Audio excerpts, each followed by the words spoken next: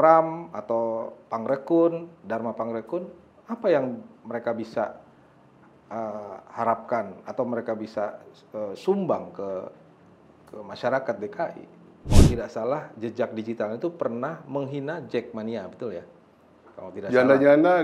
Kalau Suswono ya, Suswono juga. Katanya soal janda, soal sejarah Mas Widi. Itu dia yang punya Jakarta. Jakarta, betul. Assalamualaikum warahmatullahi wabarakatuh. Halo Logikers, jumpa lagi bersama saya Widi Grafias. Dan kali ini saya kedatangan tamu seorang guru, sahabat juga teman sesama aktivis 98. Beliau adalah Bang Jimmy Siaan. Selamat siang Bang Jimmy. Selamat siang Mas Widi. Sehat Bang Jimmy. Sehat, terima kasih diundang. Oke, Bang Jimmy ini adalah dosen gua, di mana gua dulu di UNAS dan Bang Jimmy adalah seorang dosen di UNAS, sekaligus motivator, sekaligus abang guru buat kita para aktivis UNAS tahun 98. Nah, kali ini Logikers, gua bersama Bang Jimmy akan coba membahas tentang pilkada yang detik-detik terakhir ke depan ini kita akan hadapi. Masyarakat DKI Jakarta akan memilih 3 pasangan calon. Pertama adalah Ridho, pasangan Ridwan Kamil dan Suswono, pasangan nomor urut 1. Yang kedua adalah Dharma Pangrekun dan Dr. Kun, nomor 2. Dan ketiga adalah Mas Pramono Anung dan juga Bang Dul atau Rano Karno, dia nomor urut 3. Nah, Logikers, kalau ngomongin soal pilkada, tentunya warga DKI Jakarta ini berharap memimpikan sosok seorang gubernur atau seorang pemimpin ibu kota, karena di sini masih selain ibu kota DKI Jakarta juga ibu kota negara. Jadi perlu kiranya kita berharap kita memilih pemimpin yang tepat. Nah, siapa sosok pemimpin yang tepat di mata Bang Jimmy?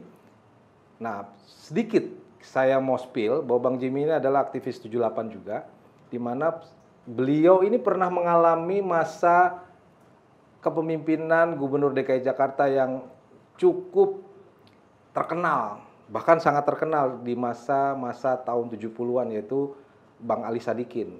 Bang Ali Sadikin sebagai seorang gubernur punya sepak terjang yang luar biasa demi DKI Jakarta. Nah, kalau orang Betawi bilang demi masyarakat Betawi. Nah, kita mau ngobrol-ngobrol langsung sama Bang Jimmy tentang pandangan beliau, pandangan Bang Jimmy terhadap pilihan kita di pilkada ke depan berdasarkan pengalaman Bang Jimmy mengalami masa-masa Bang Ali Sadikin sebagai sosok Gubernur DKI Jakarta yang cukup luar biasa. Silakan Bang Jimmy. Gimana Bang Jimmy menurut Bang Jimmy? Terima kasih Wid. Bang Ali ini yang memang ikon. Ya. Sudah 47 tahun. Kiprah beliau itu tidak pernah kita lupakan, termasuk saya. Di mana dia memberi perhatian kepada satu masyarakat. Yang kedua, rakyat biasa. Terus yang ketiga, terhadap seniman.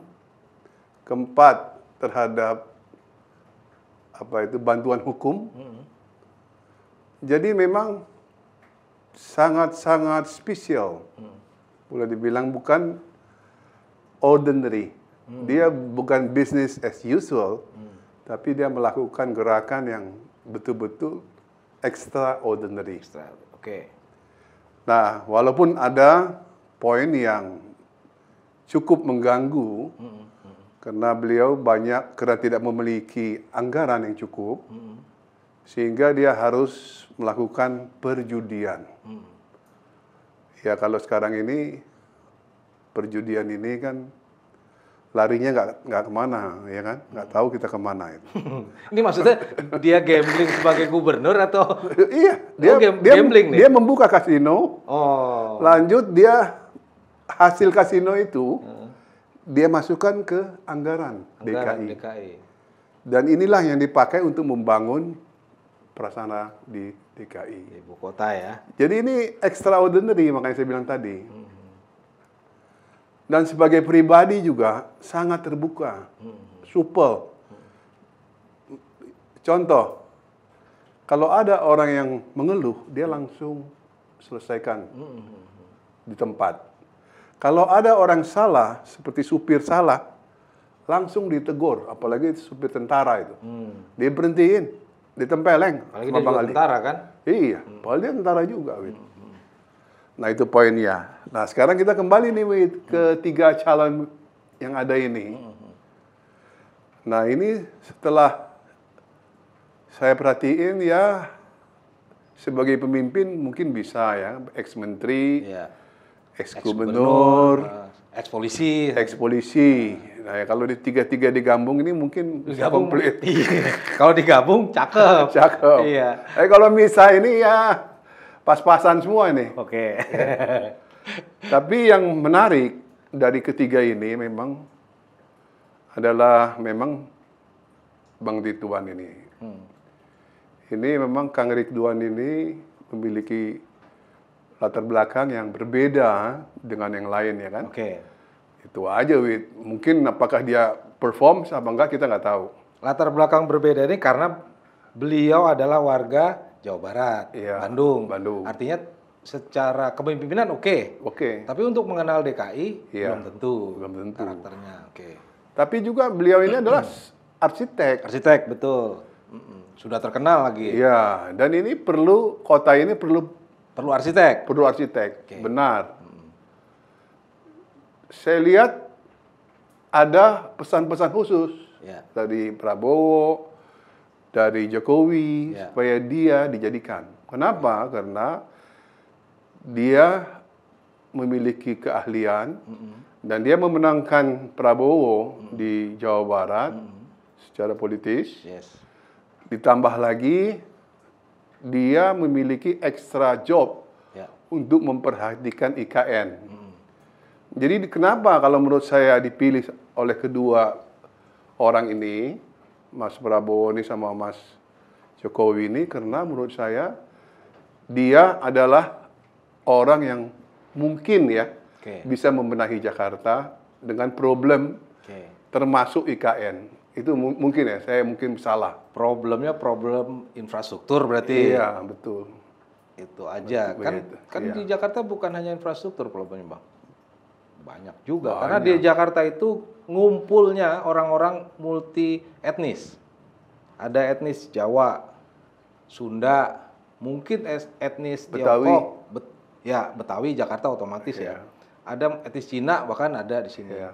Bahkan banyak juga suku-suku lain yang memang sudah lama menetap di Jakarta. Walaupun kita tahu Jakarta itu kan siang, pagi sampai sore itu bisa 10 juta lebih. Tapi begitu malam kan udah tinggal sedikit, tinggal setengahnya.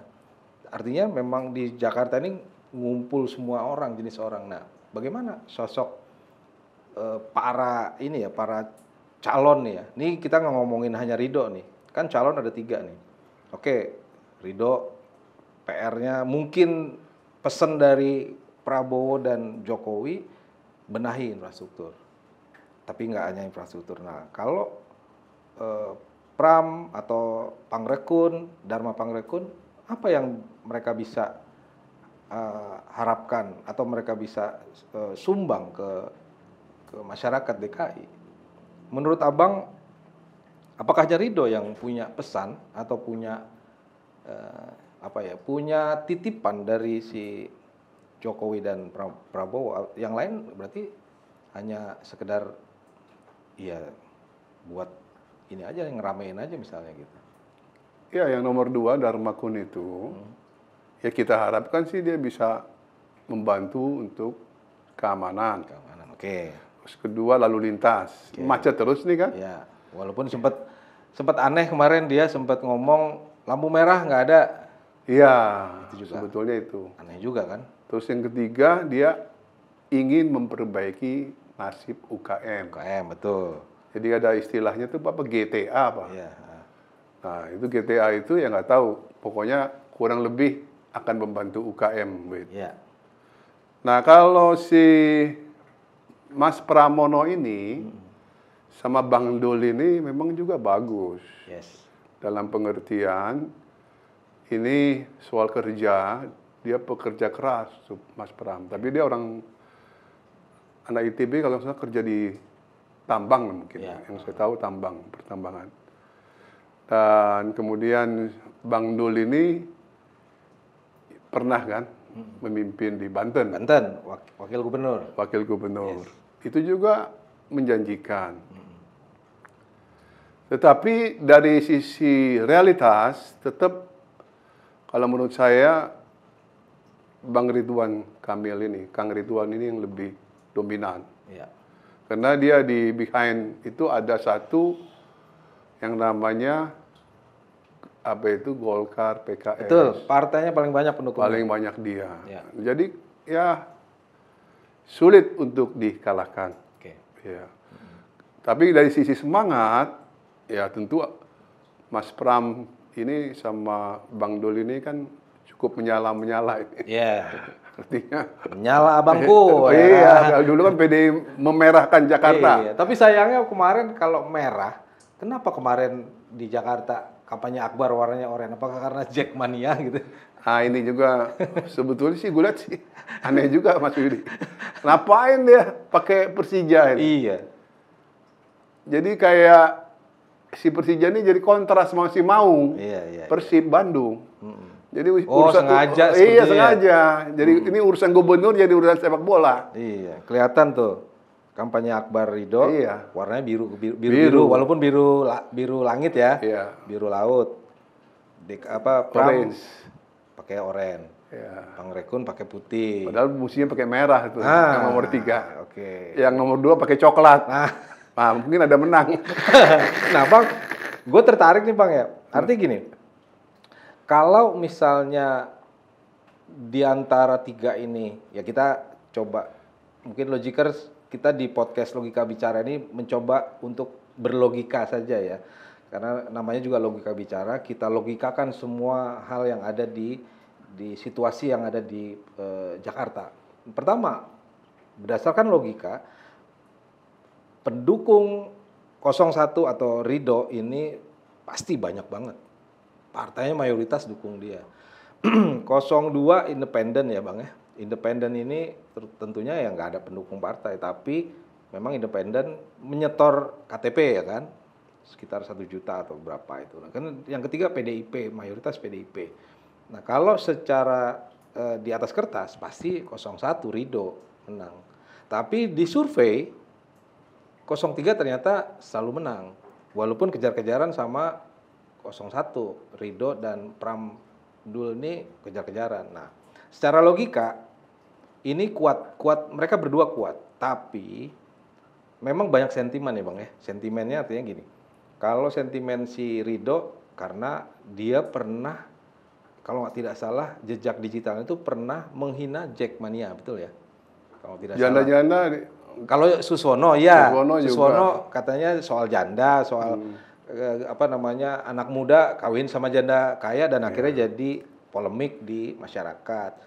Lalu kemudian Mas Pram, Bang Dul, yang mungkin dalam tanda petik belum ada sesuatu yang ada rame di masyarakat ya.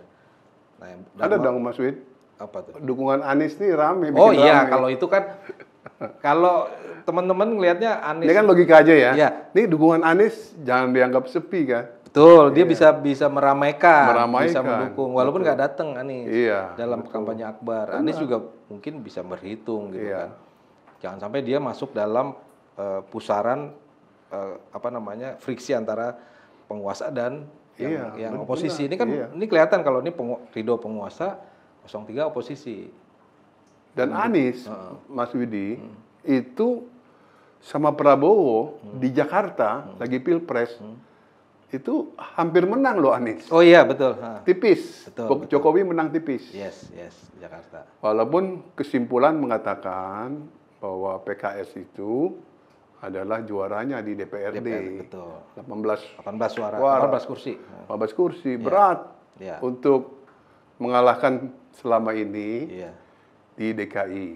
PKS itu udah sebetulnya boleh dibilang secara sejarah Mas Widi, itu udah yang punya Jakarta. Jakarta, betul. Karena Kalau saya lihat ya karena memang PKS didukung oleh umat Islam yang paling mayoritas di sini karena gerakan umat Islam di sini luar biasa di ibu kota ya.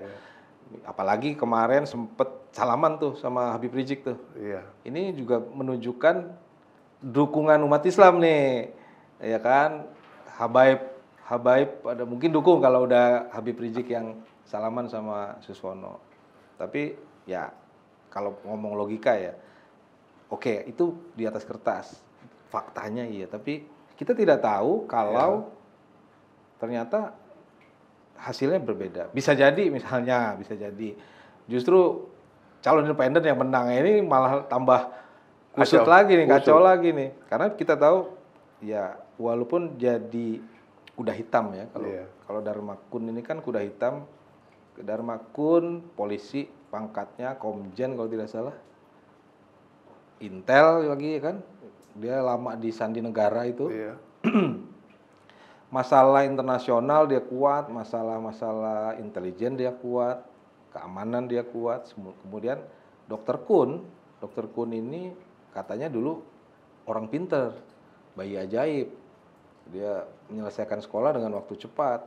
Bahkan dia menemukan beberapa beberapa hal yang mungkin dibutuhkan oleh masyarakat DKI. Nah, apakah secara logika tadi sudah kita bahas, tapi bisa jadi hasilnya berbeda, Bang.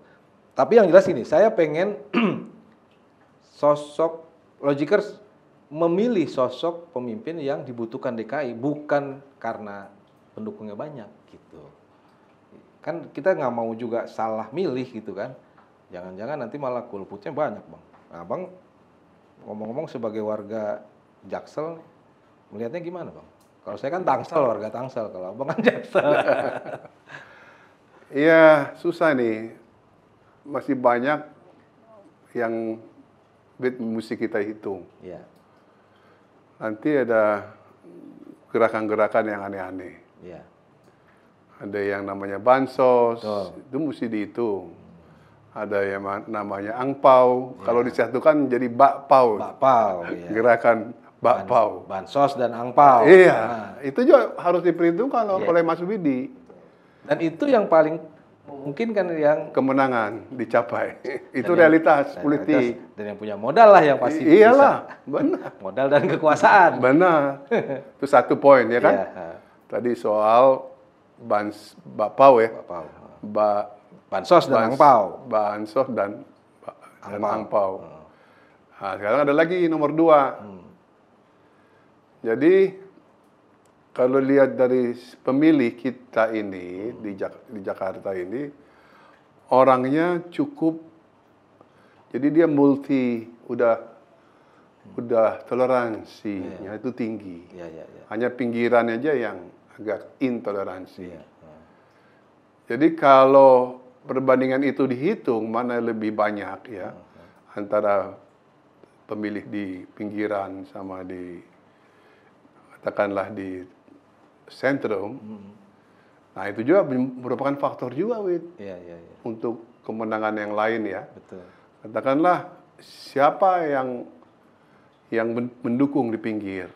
Nah, kayak PKS ini kuat di Depok. Betul. Kuat di pinggir-pinggir itu. Bogor, Depok, Iya. Tangerang, Betul.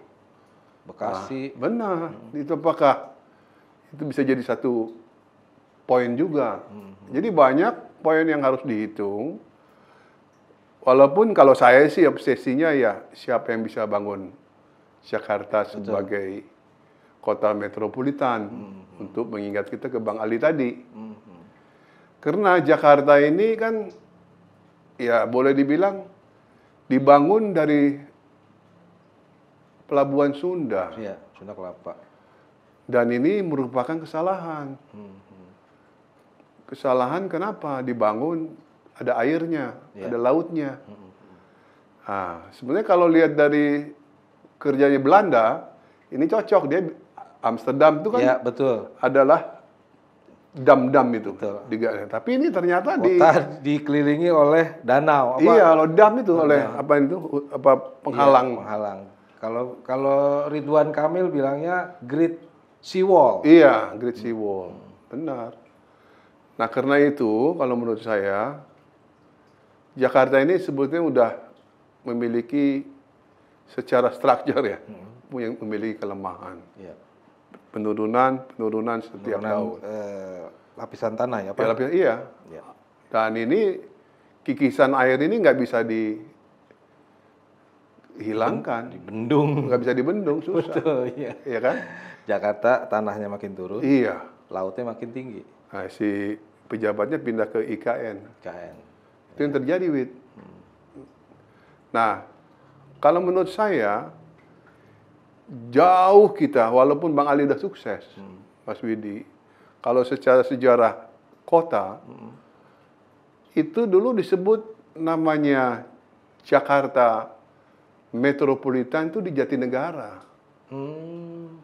Di situ ada pembangunan 15 kilo jalan tram, kereta api. Kereta api. Dari Jatinegara ke Pelabuhan Sunda, Oh, ke oke. Priok. Priok. Di situ ada gas. Jadi rumah kita udah punya gas. Iya. Nggak perlu beli-beli yang kayak sekarang begini, nggak perlu. Udah ada gasnya tuh di daerah Jatinegara, Matraman, Cikini. Nah, itu masih tersisa tahun 60-an, masih ada, Wid. Nah, makanya saya heran. Ada air minum. Dulu kita memiliki air minum di rumah itu, udah ada pam itu. Pam ada, gas ada, listrik ada, jalannya bagus. Kalau di sini di bawah itu banjir, Jatinegara itu metropol. Iya, iya. Makanya kalau kamu cek sekarang kan ada Biskop Megaria. Iya, Mega. Nah, itu namanya metropol. Iya, dulu. dulu sekarang juga Metropol Megaria. Iya, itu namanya metropol. XX1 Metropol. Jadi Jakarta ini hebat. Iya. Ya, tapi udahlah. Pemimpin kita nggak ada yang memiliki kemampuan, sorry to say. Iya, iya, iya. Kalau ada yang memiliki kayak Ali Sadikin lagi, bahkan ahli-ahli baru lagi yang mungkin 10 kali lipat lebih pintar, itu gabungan arsitek sama ekonom, mungkin Jakarta ini ya bisa kayak katakanlah New York, New York. ya kan? Nah, tapi karena ini ya proses pemilihan kita ini kan tadi ada faktornya tadi. Iya, betul. Ada faktor pusat pinggiran, Betul. ada faktor bakpao, Iya. ya kan? Gerakan bakpao itu bansos sama angpao. Ada ini jadi rusak. Iya. Yang enggak khawatir lagi ada faktor curang di penghitungan. Ada lagi itu nanti. Jadi ini ya too much trouble Iya, itu Mas. Indonesia itu. Sebagai satu contoh terlalu banyak halangan untuk maju sebagai satu kota. Saya lihat belum ada future yang katakanlah bisa mengagetkan seluruh Indonesia ini, belum ada pemimpinannya. Semua pemimpinannya ya saya nggak tahu. Kalau saya sih melihat biasa-biasa aja. Iya, yang penting ada pemimpin. Iya. Logikers, yang penting ada pemimpin, tetapi ya lagi-lagi dilema. Kalau Bang Jimmy bilang too much problem, too much trouble. Mau milih calon pemimpin aja too much trouble, too much problem. Ada bakpao, bansos dan angpao, ada faktor urban, orang-orang pinggiran yang bisa mendukung, bisa. Bahkan ada juga yang ngeri-ngeri sedap itu adalah kita udah ngitung-ngitung, sudah survei dan lain sebagainya, ternyata ujung-ujungnya bisa beda. Ada yang protes karena dicurangin penghitungan. Nah, yang jadi PR kita adalah bagaimana seorang pemimpin itu seperti impian kita saat DKI Jakarta awal-awal jadi kota metropolitan. Jadi saya ingin terakhir nih, di segmen terakhir ini Bang Jimmy saya minta untuk memberikan pencerahan kepada Logikers, karena dalam podcast kita Logika Bicara ini adalah bagaimana kita memberikan pemahaman kepada viewer kita, kepada Logikers jelang pilkada. pilihannya ada 3. Sosok panutan, contohnya adalah Bang Ali Sadikin untuk Jakarta yang lebih baik ke depan. Nah, gimana Bang? Enaknya gimana? Kita milih siapa sebenarnya nih? Atau nggak usah milih sama sekali misalnya gitu ya. Terserah Abang sih yang mau ngomong. Saya mah nggak ikut-ikutan. Mas Widi, kita ini kan sama-sama aktivis ya. Jujur, kita membutuhkan kepemimpinan. Iya. Ya kan, leadership. Mungkin kali ini nggak terjawab kalau kita bandingkan dengan Bang Ali. Iya. Nah, Bang Ali itu ada kewibawaan. Bang Ali itu memiliki sentuhan arts terhadap bawahan, atasan, dan seluruh jajarannya. Di DKI itu sangat mendukung Bang Ali. Jadi faktor birokrasi. Nah, leadership ini juga harus berhadapan yang sekarang ini dengan birokrasi. Dengan rakyat yang di bawah, dengan sentuhan seni, dan harus memiliki hati nurani lah. Apapun yang terjadi yang jelek dari sisi negatif Bang Ali, tapi saya melihat dia sebagai leader yang memiliki hati nurani. Samping dia memiliki pandangan ke depan. Nah, dunia ini sudah sangat maju. Kita nggak bisa bandingkan Jakarta dengan New York.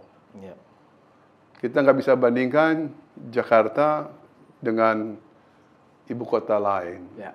Nah, kita sudah ada IKN sebagai ibu kota baru. Nah, ini sebagai ibu kota lama, ya bagaimana? Tentu mesti penataan ulang kembali. Nah, siapa yang bisa menata ini? Dari sisi semangat mungkin, ya dia masih lebih muda ya, mungkin saya kira. Mas Pram. Sama dari sisi Bang Dul itu, dari sisi kemasyarakatannya. Tokoh ya. Tokoh. Mungkin dari birokrasi, Mas Pram. Tapi dari sisi yang lain, sebagai leader, Kang Emil ini juga memenangkan, seperti saya katakan tadi,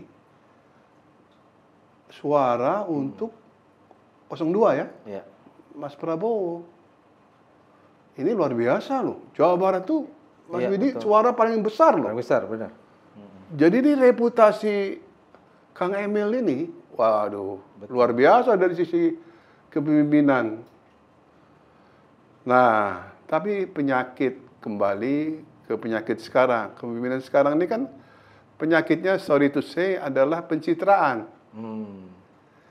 Dikit-dikit citra, dikit-dikit, pokoknya ya kita nggak melihat adanya hati nurani yang sesungguhnya dan tulus.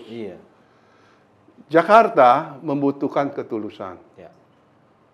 Kang Emil memang secara leadership di Jabar itu sukses dalam pengertian pencitraan tadi. Tapi belum tentu Bandung itu beres. Mungkin di selatan itu banyak banjir juga. Betul, Bang. Di utara beres, tapi di selatan banjir. Terus Kang Emil ada korupsi di waduk, kata Pak polisi kita ini, Pak Dharma. Ya kita tadi kembali ke hati nurani kita tadi, kembali kepada pencitraan tadi. Apa kita mau memilih pemimpin seperti ini? Jadi tetap saja kalau menurut saya Mas Widi, harus ada keputusan politik yang dibuat oleh warga DKI untuk memilih yang terbaik. Bagaimana seorang pemimpin itu bisa melihat masa depan bagi ibu kota.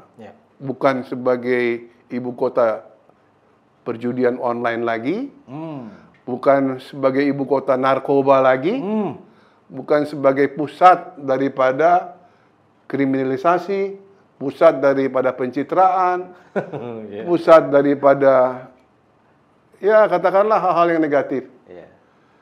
Jadi kesian, Ah, warga ini kesian, iya. warga DKI ini. 10 juta orang nih nanti menurut saya nggak akan punya masa depan. Iya. Kalau pemimpinnya katakanlah terlalu lemah. Lemah gemulai, ya kan? Lemah terhadap perjudian, lemah terhadap komitmen. Jadi kita perlu komitmen yang keras untuk masa depan bagi Jakarta. Baru Jakarta ini bisa kembali ke ibu kota yang kita sebut sebagai metropolitan. Kalau enggak akan setback dan mundur dan hancur Jakarta. Iya. Banjir, macet, kriminal, ya kan?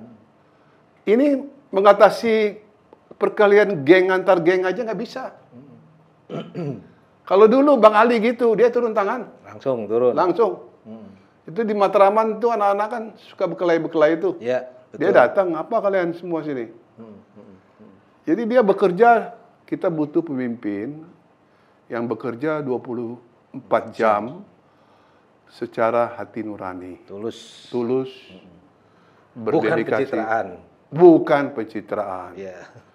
Dan ini dari Jakarta ini pasti jadi objekan. Betul. Karena banyak gedung-gedung yang mau diperjualbelikan, tanah yang mau diperjualbelikan.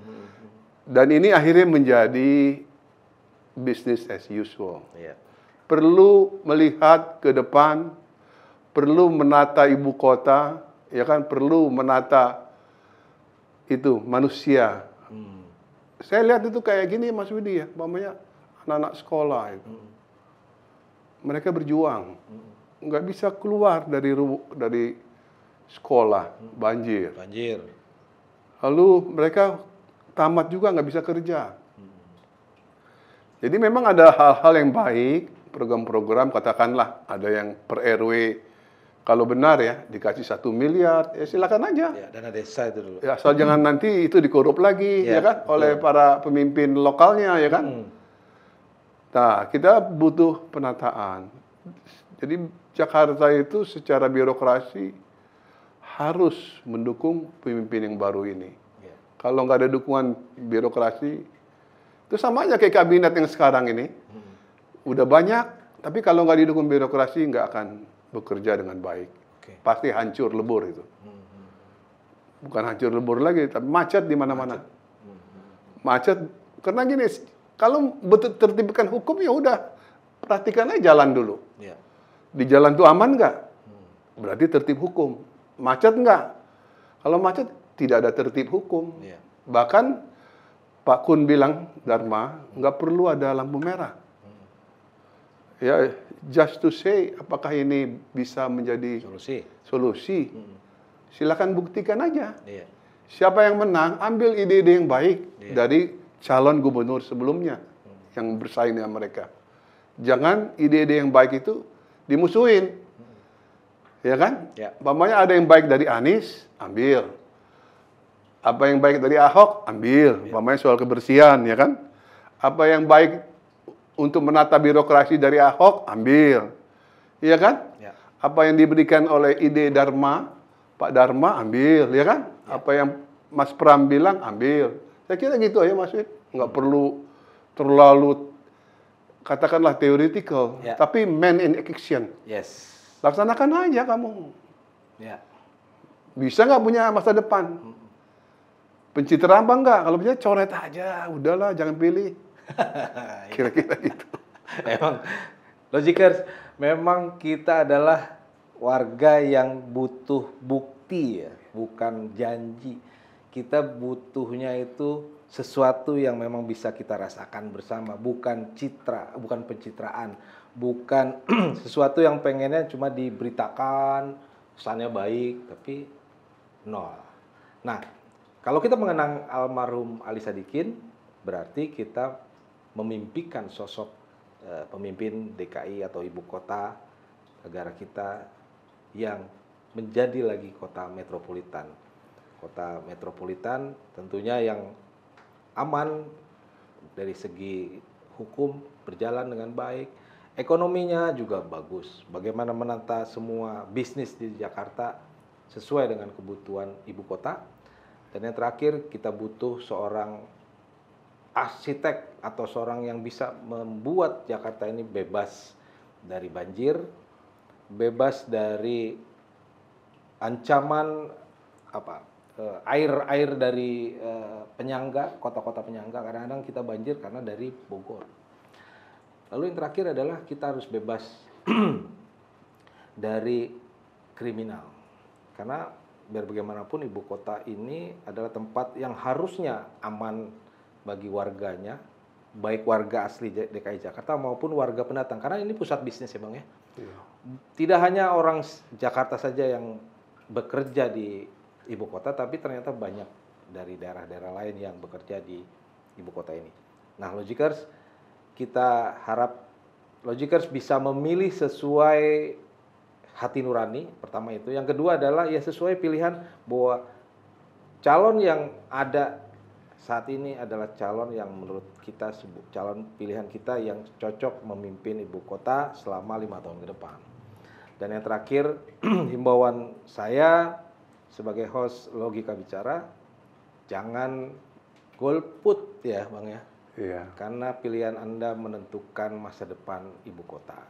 Kalaupun golput, diam-diam aja, jangan ngajak-ngajak yang lain gitu ya. Karena golput juga hak kalian, tapi jangan mengajak teman-teman kalian. Itulah podcast kita pada hari ini. Semoga besok kita menghadapi pencalonan atau pilkada, pencoblosan, kita akan mendapatkan pemimpin yang baik, pemimpin yang bisa memperbaiki ibu kota, tempat kita mengadu nasib, tempat kita mencari nafkah, tempat kita beraktivitas. Demikian podcast kita kali ini di Logika Bicara. Terima kasih Bang Jimmy atas waktunya. Sehat-sehat selalu. Mudah-mudahan kita bisa ketemu lagi di podcast selanjutnya dengan tema-tema yang lain yang tentunya lebih menarik. Demikian Logikers, jangan lupa selalu stay tune di Logika Bicara. Jangan lupa subscribe, like, dan komen. Salam Logika. Wassalamualaikum warahmatullahi wabarakatuh. Sampai jumpa.